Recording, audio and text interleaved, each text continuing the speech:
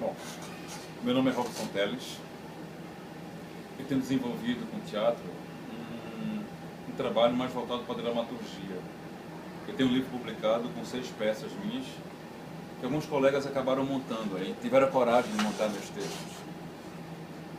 Ademais, eu fiz alguns trabalhos como ator, mas tenho me dedicado mais ao trabalho com dramaturgia e com a direção do espetáculo.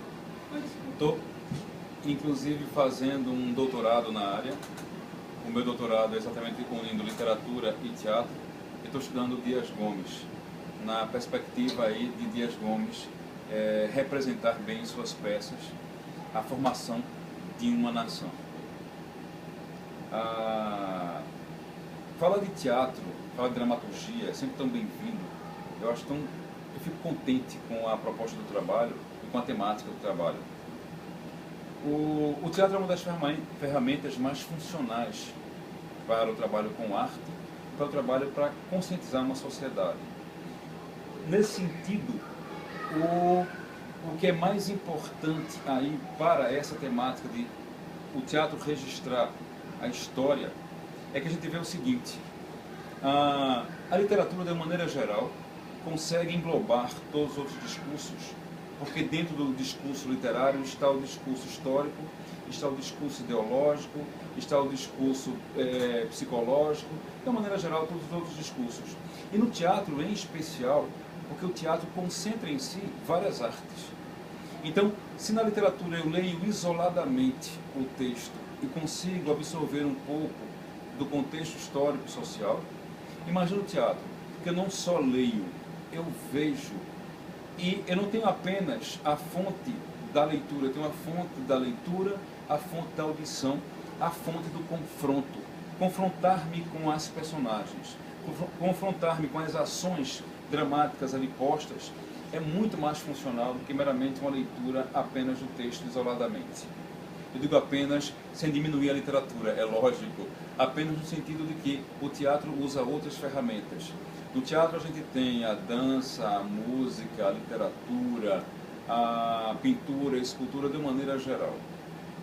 Pois bem, o teatro com essa força, com esses vários discursos dentro dele, o teatro consegue registrar a história da humanidade.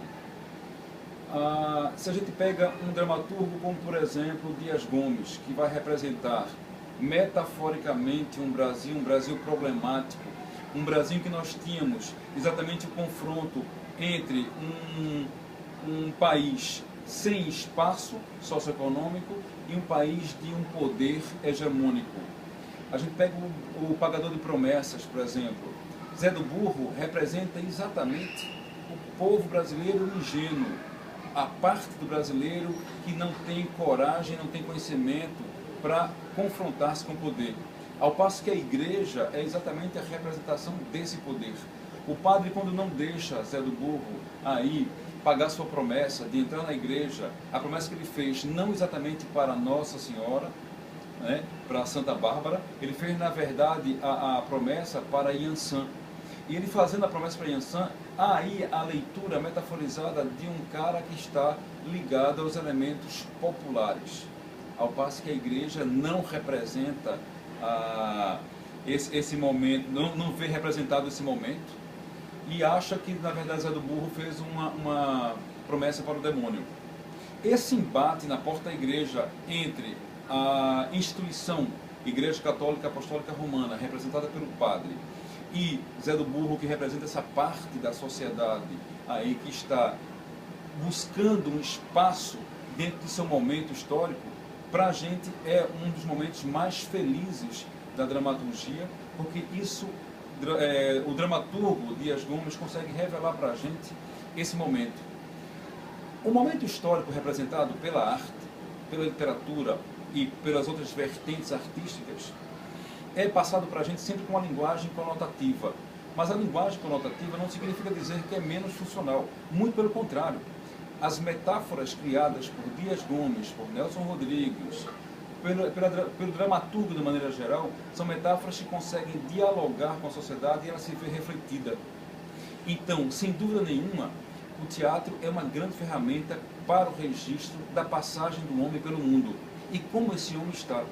Quando eu vou ao teatro e vejo uma peça de Bertolt Brecht, por exemplo, em que é uma linha marxista, uma linha de discussão entre o opressor e o oprimido, assim como acontece em dramaturgos brasileiros, eu estou diante exatamente de um momento histórico da passagem do homem pelo mundo e da passagem desse homem diante das situações vivenciadas por ele.